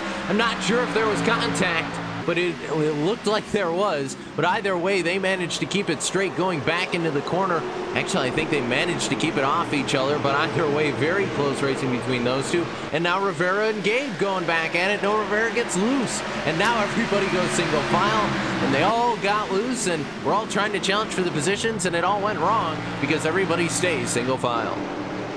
As quickly as all that racing was going, they've gotten single file once again, and now Anthony DeBarro is beginning to get away from these guys, as he's opened it up to about a half a second over Gabe Wood, and 7/10 back to Nelson Rivera, and then a full second back to Brendan Kohler. And now that we've gotten about 30 laps into this run, or pretty close to 30 laps into this run, you're seeing that 9 machine begin to trickle away from these guys, as he is the only driver right now that you're not seeing struggle with a loose condition on corner exit. He is just so smooth through the middle of the corner and through the corner exit that you just do not see that car step out at all. I have not seen him have an issue all night long, and it just continues to be the case, as actually Gabe Wood was able to gain just a little bit of ground on him that last time by, but he just continues to be smooth and rhythmic right now, and is just holding on to this race lead. But these guys behind him, they're not going to give this thing up pretty easily, Cisco, as Gabe and Nelson Rivera, they're still pretty quick at this point, and they look like they might have something to say about this. Yeah, they will, and back to turn one we go once again. And Gabe he's there. He's doing a better job than I think he did in the second stage. So tires still on the 00. But I think DeBarro not maybe running as aggressively as he needs to, or as he needed to last stage, Brian, because we still have about 33 laps to go here. So it's not quite the same urgency for DeBarro quite yet. But as it sits right now, DeBarro just maintaining the gap, and that's really all he has to do, Brian, because he knows, because it's so hard to pass here, as long as he keeps Gabe and Gabe isn't able to make really a move on the bottom side, DeBarro's going to be fine. Well, and that's exactly that. When you're the leader in a race like this where you know you've got a fast car, there's no point in pushing the issue any harder than you have to. Run as hard as you need to in order to hold on to the race lead. Don't run harder than that. You don't want to build yourself a gap where you're going to burn the tires off and then not be able to get away from these guys when they chase you back down. Just do what you have to do to stay out front. And that's exactly what we're seeing him do. Gabe Wood, however, he's got to start getting a little bit more aggressive as we're inside almost 30 laps to go. I think we'll be at 31 laps to go next time by at the stripe. He has to start getting more aggressive. He's running out of time, and he needs time to try to challenge for that race lead. Have time to make a move and see if he can make it work.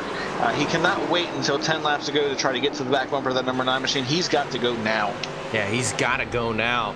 And Gabe he's been trying to do it, and he is closing the gap. It is just beginning to kind of drip under 3/10, and yeah, it is about 2/10 now as they head through 1 and 2. A lot of time Gabe was able to make up going through the corner right there, so do not count out that 00. The 9 may have led this thing for so long, but Gabe is not out of this quite yet. DeBarro's got to be looking in the mirror, and wow, look at the corner entry for Gabe Wood going into turn 3, and Rivera followed him there, Brian, and nearly hit the wall.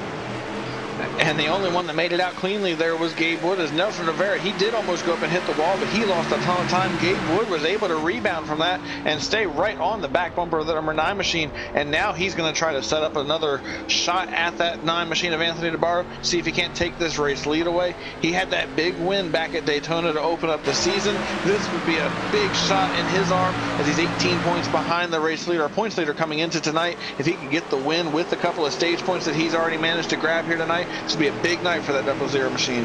Yeah, absolutely. We remind you, David Comstock, who is back on track, it is just past Jeff Ward right there. Jeff Ward, David Comstock, 2 of your top runners in the championship coming into tonight, both having incidents earlier on, and that means both of those guys going to be losing out on valuable points. This is the perfect opportunity for Gabe Wood, Anthony DeBarro, and anybody else on the outside looking in this championship fight, be able to grab some points and steal away that points lead coming out of Loudon. And keep in mind, Brian, that we still have a road course on the schedule here, so still plenty of things up in the air at this moment. Anything can happen next week when we go to Road America. Absolutely, and if there's one driver that's got to be licking his chops at that, it's got to be David Comstock, because he is one of those guys that is just so good on the road courses. He won at Sonoma in the Full Throttle Cup Series. He's so quick every time they go to a road course, and he's one of the best, in my opinion, at being able to get around those tracks, and I think he's got to be the odds-on favorite for that race indeed. And not to mention, now he's going to be out for blood. He's going to lose a significant amount of points here tonight because he did not get any stage points. He's not going to get a good finish here tonight. He's definitely going to be trying to attack that race and go for max points. I imagine you're going to see him try to win both stages and the race and try to get as many points back as he can. And I got to really compliment his drive to try to win this championship. He could have just called it a night, said, I'm not getting back in the car. I'm going to take my finish and just leave. But he stuck it out, let them fix that car, and got back out there to pick up one spot. That 1 point could end up making a difference, Cisco, in this championship battle when it's all said and done. And if it comes down to a point or two, we're going to look back at this race and we're going to say it was his dedication that won him the championship if he's able to hang on, and that would be really incredible for that number 42 machine. Well, I remind you, Brian, the fact that it was decimals that won David Comstock the championship. He came across the start-finish lane at Homestead, Miami, out of fuel completely and got his fuel strategy perfect. And an unlikely win, but David Comstock knows the dedication and knows the hours that you have to put in to be able to win a championship at this level, and that's what he's doing tonight, coming back out on track. I think he went down to double check on the car, but coming back out to run a couple more laps. But keep an eye on that battle between Gabe and DeBarro, because it's starting to open up in favor of the 9 once again. Yeah, Gabe Wood has had a couple of laps where he has gotten a little sideways off the corner, and that's allowed for DeBarro to open that gap back up. And it's come down to these two at this point, because Nelson Rivera, Brendan Kohler, and Andrew Freeners have all dropped off. And I got to say, I'm really surprised that the 88 machine has dropped off the way he has, because he looked so good at the end of that stage, of stage 2, on that long green flag run. I really thought that if we had another green flag run like we have right here, that he'd be a favorite to try to get up there and challenge Anthony DeBarro. But that has not been the case at all. He is currently 2.5 seconds behind and continues to lose ground every single lap and just cannot get back into this at all. But for Gabe Wood, he continues to keep that gap fairly close. He has dropped back to about 0.4 of a second, but he continues to stay close as he almost makes contact with the wall off of turn 4 right there, but managed to keep it off and only lost a very minor amount of time to Anthony DeBarro. And if he can just stay within striking distance, he might be able to do something here in the closing stages. Yeah, 22 laps to go when they cross the start-finish line this time. And DeBarro, he's been trying to maintain the gap, but Gabe's starting to close on it yet again. It's down to 0.3 and possibly underneath that number when we get to the start-finish line. And DeBarro has had a very strong car, but Gabe has been resilient and he's been aggressive tonight, trying to make one last ditch effort. Like we said, 22 laps to go here. He's not out of time quite yet, but he's got to start closing that gap soon. He needs to close the gap, and he needs to get to the back bumper of that number 9 machine so that he has an opportunity to challenge for the race lead. Right now, he's too far away to even try to make a last-ditch effort to make a move for the race lead. He needs to be within about a car length of that number 9 machine if he wants to even have an opportunity of this thing coming to the end.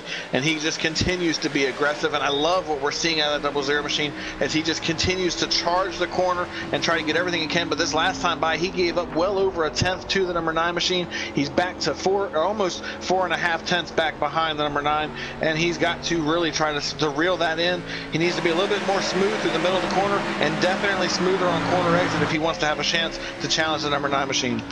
Yeah, and Gabe, I think, has the potential to do that. Let's just see if the car has anything left. About 5 tenths right there when they went through the corner. Meanwhile, battle for third, and it's Rivera, and he's got to look behind him because he's got the fast approaching Brendan Kohler right behind him, and the lap car of David Comstock. Remember, he has a lot of damage on that car, but I think at this point it's just a pride factor for Comstock going out there and trying to run with the leaders side by side for third.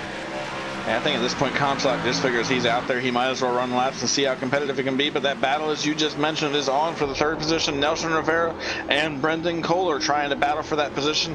And you can see Brendan Kohler is really trying to work the bottom of the racetrack as he almost went down there and was running the extreme bottom through 3 and 4, trying to find something. It did not work as he got it very sideways coming off of turn 4. And that allowed for Nelson Rivera to get away from him by just a little bit. And now he's going to try to get away and see if he can't try to chase down the 00 of Gabe Wood, who is continuing to lose just a little bit of ground every lap to the number 9 machine. And he's beginning to run out of time at this point as we're inside 20 laps to go. I believe we're down to just 17 laps to go here in this race.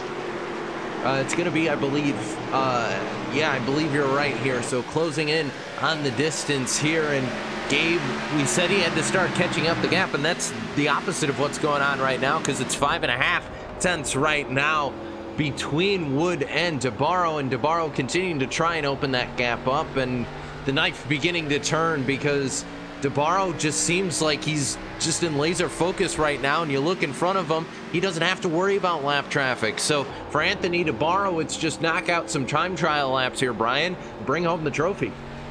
Well, this is what I'm saying. I believe Anthony DeBarro was doing exactly what he needed to do to maintain the race lead. He wasn't driving that car too hard. He wasn't being under aggressive. He was just driving the car just hard enough to maintain a gap over Gabe Wood and Nelson Rivera until he saw them begin to fade off. And now that they're beginning to fade, he is going to really open this gap up. And he's not going to have to change anything. Just continue doing what he's doing, and he is going to continue to open this gap up lap after lap.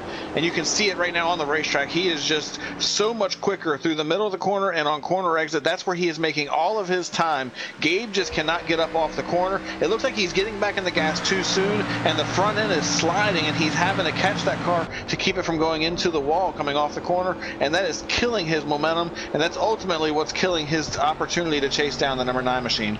I think Gabe might just be overdriving that Camaro a little bit, trying to get back to DeBarro. And on these flat tracks, if you do that, you have a tendency to kind of throw away a race a little bit because you're overdriving the car. As we mentioned earlier, you do that here, you overdrive the corner, you're just going to lose more and more time, and it's especially apparent on these flat tracks, even more so than the cookie cutters and higher banked racetracks we go to. But 15 laps to go left here on the docket as Nelson Rivera now starting to begin to close in on Gabe Wood, and if that battle gets going, it'll be game over, and I believe Anthony DeBarro will just be able to drive away from these guys as Gabe Wood continues to lose time to our leader. It's nearly a second as Gabe very much misses the entry to turn number 3. Way up the racetrack goes the double O.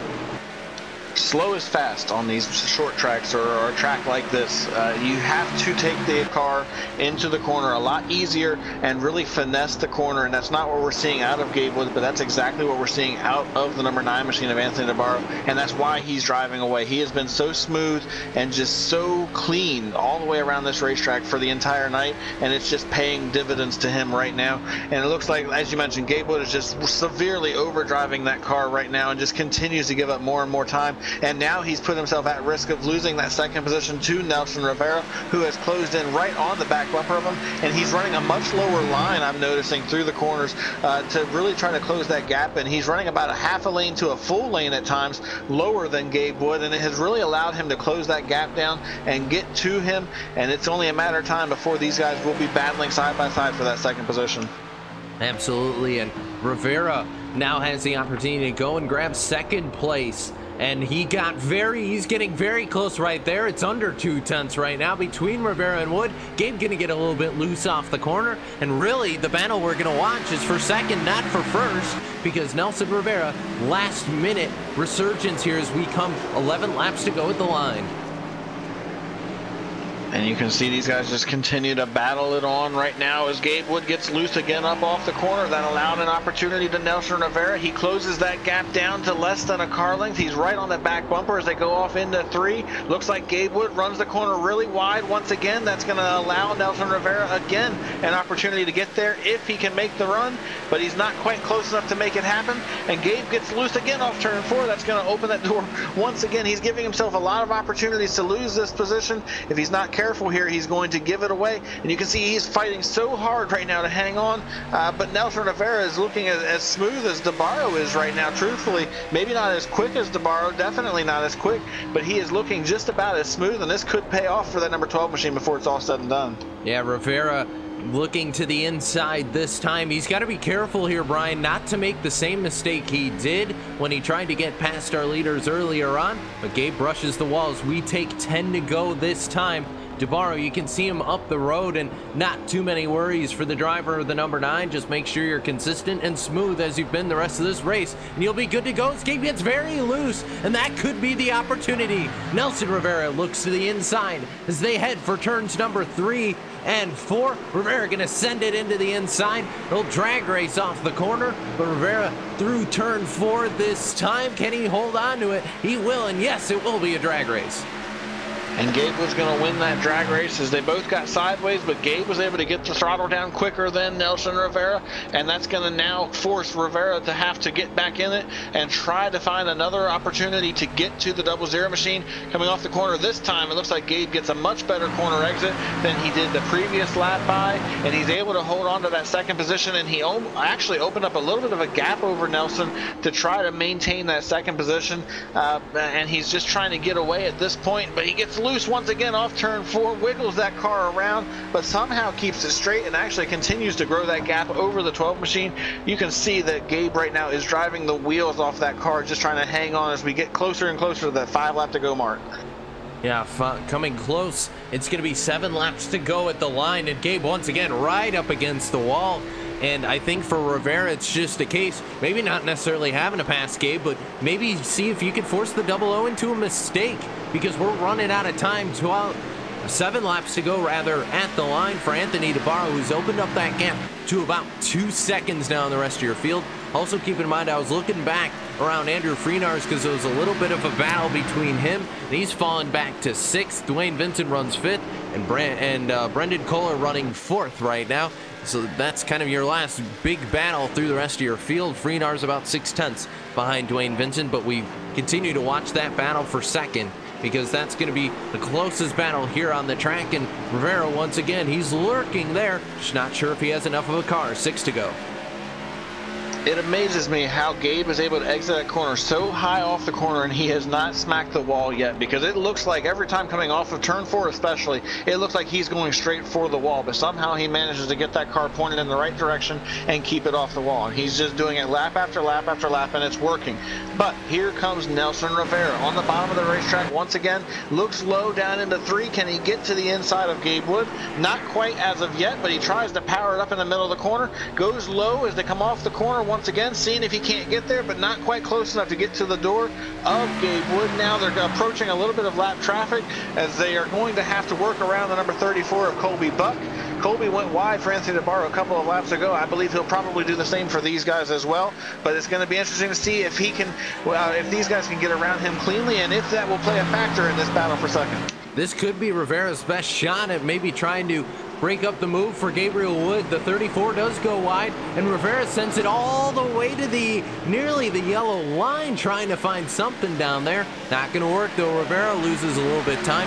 I think at this point, Brian, he's just trying to feel it out. 4 laps to go, trying to find grip anywhere he can. This is the problem, though, in New Hampshire. You have to find that perfect groove to be able to make something happen. Gabe's still on the top side, getting very loose off the corner, so Rivera may still have a shot at it, but I'm not sure where he can go to make that pass happen, Brian. Now, typically on this track, the middle groove to the high groove, like we see these guys running, that's the place to be, because you can get a straight run off the corner. You're up on a little bit more of a banking, so you don't have as much of an issue with the car being de-wedged. You can really just kind of get a great run through the middle of the corner and through corner exit, and that's the place to be.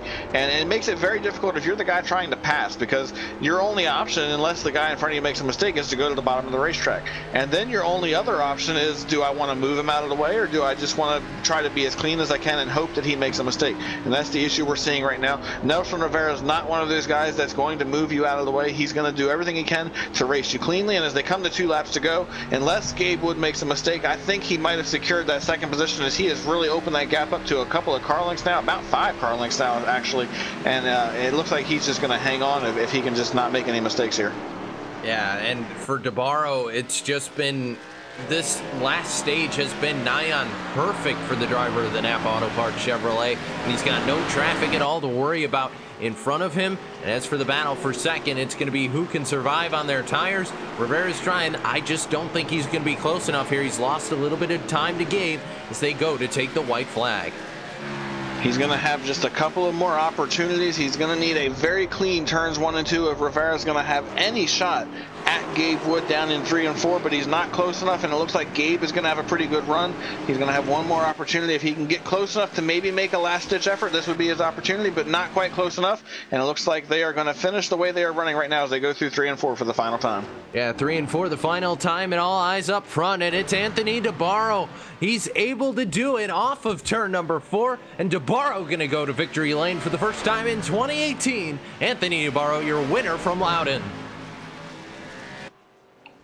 And what an incredible run for the number 9 machine. He won stage 2, dominated the second half of this race. I'm not sure, but I think he might have led just about every single lap in stage 2, and he did lead every single lap of this stage. And you can see Gabe Wood giving him a little bit of a victory celebration bump right there, telling him congratulations. And this is a much needed victory for Anthony DeBarro. We talked about it during the middle part of this race. Did not have the 2017 that he was looking for at all. Missed the playoffs in the Full Throttle Cup Series, did not get a victory, and really was just disappointed with how it went. He's finally got back to victory lane, and this could be the step that he needed to have a big 2018 for his team and for his operation. Yeah, former teammates between the 00 and the 9 and longtime rivals. So a lot of respect from Gabe there to Anthony DeBarro. And as DeBarro is going to do a little bit of a John Force down the front straightaway, or try to here, we're going to take a look at your full race results here from Loudon, New Hampshire. And as Anthony DeBarro burns it down, he'll get the victory here from New Hampshire Motor Speedway. Gabe Wood's going to finish second. Third going to go to Nelson Rivera. Fourth going to go to Brendan Kohler. Dwayne Vincent going to round out your top 5. And Andrew Freenar is going to finish 6th. 7th going to go to Shane Ewing. 8th going to go to Greg Omo. Steve Bavacqua 9th. And Colby Buck rounds out your top 10. And to round out this field, you've got David Batone finishing 11th, Scott Walter finishes 12th, and David Comstock and Jeff Ward, 2 drivers that were in the points battle coming into tonight. They're still going to be in the points battle, but for both of them, they are going to take a significant hit in their opportunity to win this championship. And Comstock was the points leader coming in. Cisco, I don't believe he's going to be after Freenarch having a good stage 2 and getting a decent finish, finishing in that 6th position. The points are certainly going to get shook up after this one.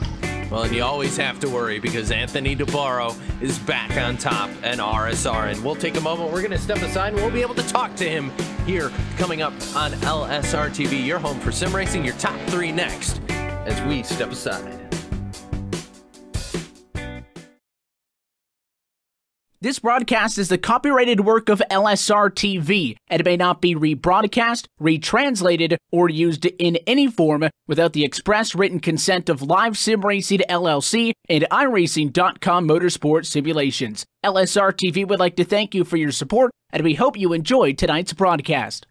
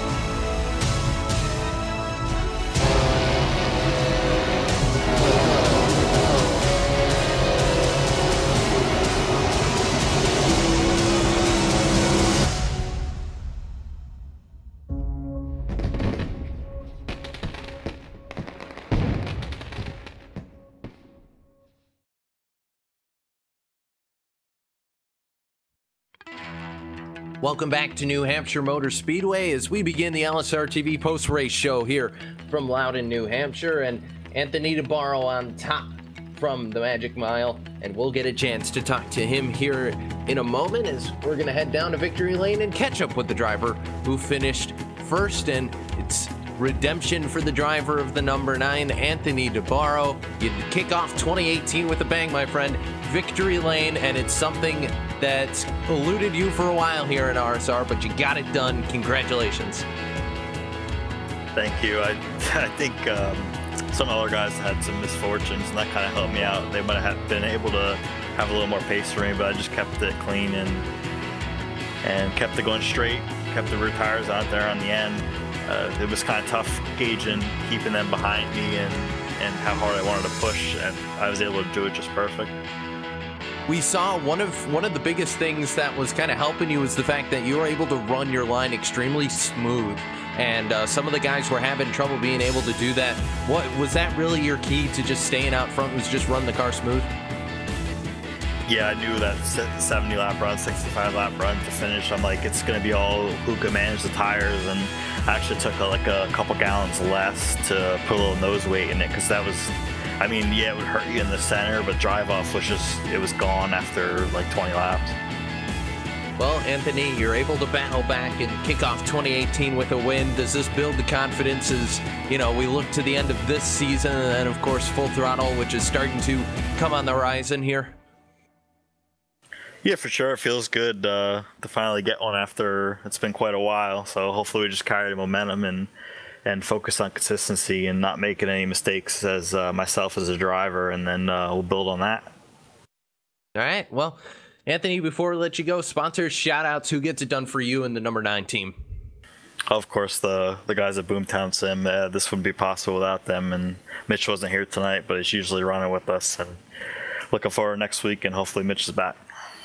All right. Well, that's Anthony DeBarro gets the victory here from Loudon, New Hampshire. Anthony, we'll see him running next week at Road America. But Brian Macklin's going to catch up with the drivers who finished second and third. First up, it's the driver in the debuted paint scheme number 00. Brian's caught up with Gabe Wood. Yeah, I caught up with Gabe, and Gabe, you had a great run here tonight. Finished second, of course, to Anthony DeBarro, and at the end of this race, it looked like for a little while you might have had a shot at the number 9 machine, and then once the lap started to wind off, you just started to lose ground and ended up just not being able to have the speed. Take us through your night and ultimately what led to your second place finish. Well, my tire saving is never the best, and I told Nelson this. I usually figure it out in the final stage, and that's what happened here. My tire management was just awful the first 2 stages, and I kind of found a rhythm. Nelson and David Comstock helped me both, and I was to keep the tires under it. But once I started catching Anthony toward the end, I tried running a little bit harder, and that's what ended up doing me in. But it was a good night. After the win at Daytona, I'm just glad I can kind of show that I'm not just fast on the super speedways, but I can get it done at all sorts of different racetracks. And you mentioned it, and we saw it a couple of times where you really overdrove the corner and you were just trying to hang on it at some times of this race. How hard is it on a flat track like this to be patient and be rhythmic and not make those types of mistakes like we've seen some of these guys have here tonight, and like we saw you make a couple of times where you just could not get into the corner the way you were trying to? Well, it's all about breaking points. It's almost like breaking out a road course. Turns 1 and 2, it's easier. I didn't really get out of shape there too much, but turns 3 and 4, you have the 3, 2, 1 marker board, but you really can't see them because they're up against the advertisement boards in turn 3, so you can't really see them. So I was kind of having to judge where I was supposed to brake just by feel, and sometimes I just kind of missed it. I'm glad it didn't do me in. And you had a big points night here tonight with David Comstock and Jeff Ward having the issues they had, and you were able to snag some stage points and then ultimately get that second place finish. This is going to get you back into the championship battles. You're going to gain a pretty big amount of points on those 2 drivers. Not to mention you finished ahead of Andrew Freenars by quite a few positions. How do you feel about your chances at this championship as we get down to the final 4 races? Well, I'd have to look at the schedule here. Let me actually look at that real quick. But I'm good at the road courses. I love Road America, Chicago, Richmond, Homestead. Richmond was actually in the Full Throttle Cup Series. That was where I had my best night. I didn't just kind of luck into a top 10. I was actually pretty fast there. So I'm actually looking forward to it. I was kind of sweating because I knew Comstock's fast. I knew Freenar's fast. I knew Ward is ungodly fast. And, I kept thinking, if I keep riding the way I am, just banging out top 5s, I'm not going to make up the points. They're going to keep finishing ahead of me.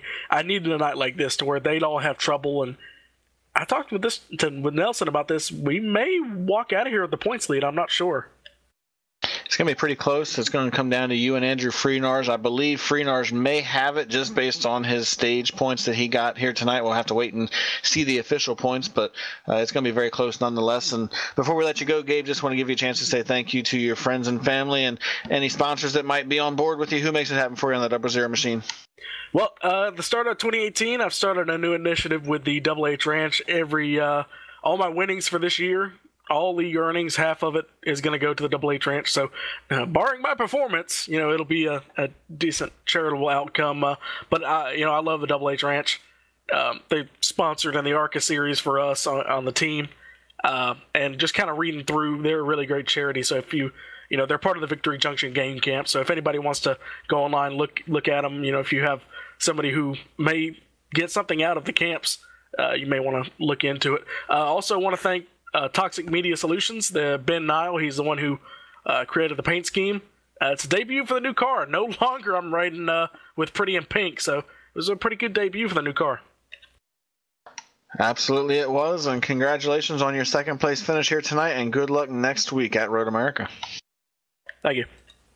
That's Gabe Wood. He finishes runner-up here tonight at the New Hampshire Motor Speedway. He's going in the right direction. He finished third last week at Iowa, finished second tonight. Maybe he can go get the victory. Now we're going to go catch up with our third-place finisher, Nelson Rivera. Nelson, a great run for you here tonight. It looked like at times that you might have had a car that could have competed with Anthony DeBarro for the race victory, but when it was all said and done, you settled for a third-place finish. Take us through your night.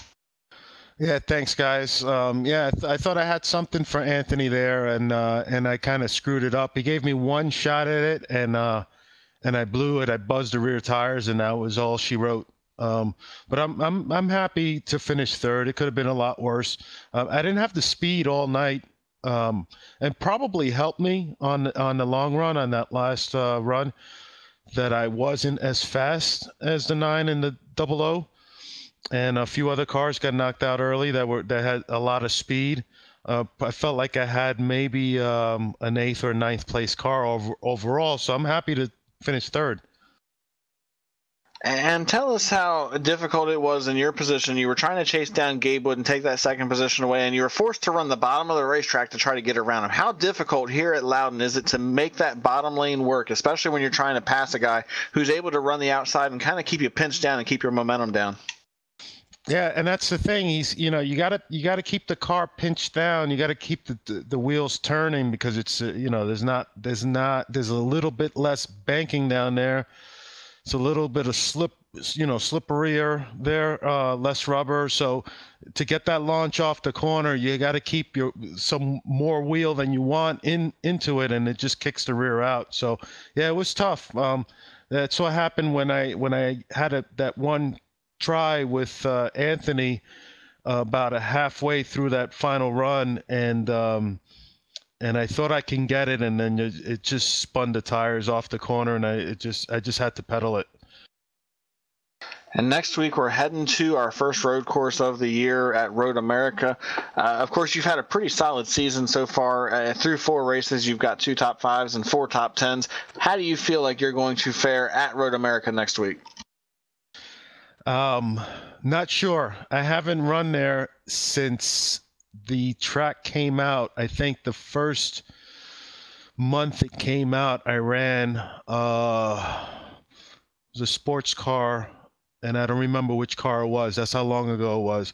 So I don't remember the track, so I need some practice.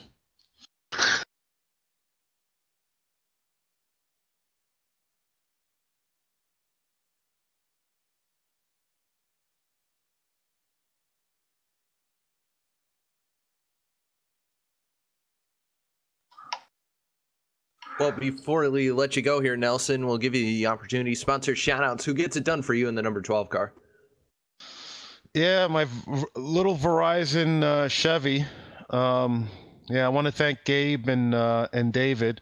David had a tough night, of course, but thanks to my teammates and friends and family that let me do this. Drive them crazy, but they watch and they let me do it. So shout out to them. Well, congrats on your third place run here tonight, and good luck next week at Road America, Nelson. We wish you the best out there, buddy. All right, thanks, guys. He finishes in the third position here tonight at Loudon, and he said that he's going to need some practice before they head out to Road America next week. And Cisco, I'm excited about that race. A road course race always brings a ton of excitement, but this is a track we don't typically see the stock cars go to. You see them once a year in the Xfinity Series, but usually you just see the sports cars. It's going to be a really exciting race. Over 2.25 miles, I believe that track is in total length. A lot of corners for opportunities to pass and a lot of opportunities for guys to get together and make some contact. Yeah, no kidding, Brian. And that's one of the reasons why we picked it. We know it's kind of an unusual track, but one that the Xfinity cars can run, and they will run it next week, same time, same channel, right here on LSRTV. You can catch that. And of course, if you want to be part of the action, application's still open. Go to realsimracing.com to sign up today and join the action here. 4 races left to go in the Icebreaker Winter Series season. But final thoughts, Brian, before we get ready to leave Loudon? Well, this was a really exciting race. It started off kind of rough with some of the accidents that we had, and then we had a few cautions at the beginning that kind of slowed the pace down. But once these guys got going, the racing got really good. We saw a lot of excitement through the first couple of stages, and Anthony DeBarro really just put on a clinic in the second half of this race, which was kind of what I was expecting to see out of somebody. This is a track where getting into a rhythm is really important, and if you can do that and you can establish yourself at the front of the field, more than likely you're going to be able to hang on for it. That's what we saw here tonight. But I cannot wait for the road course racing next week. That's going to be some of the most exciting racing we call. And as Cisco just mentioned, there's still slots available. Jump in, go have some fun out at Road America. It'll be a blast. Absolutely. But we want to thank you for joining us here on LSR TV for continuing coverage of the RSR Icebreaker Winter Series here on LSR TV, your home for sim racing, for everybody behind the scenes who makes things happen, for DJ Lion, Evan Pisoko, and Laura Lawson, for the broadcast crew tonight, for myself, Cisco Scaramuzzo, alongside Brian Macklin. We say good evening from New Hampshire Motor Speedway. We'll see you tomorrow night for the NASCAR iRacing Pro Series as that continues on, that race and every race here on LSR TV, your home for sim racing. Until then, good night.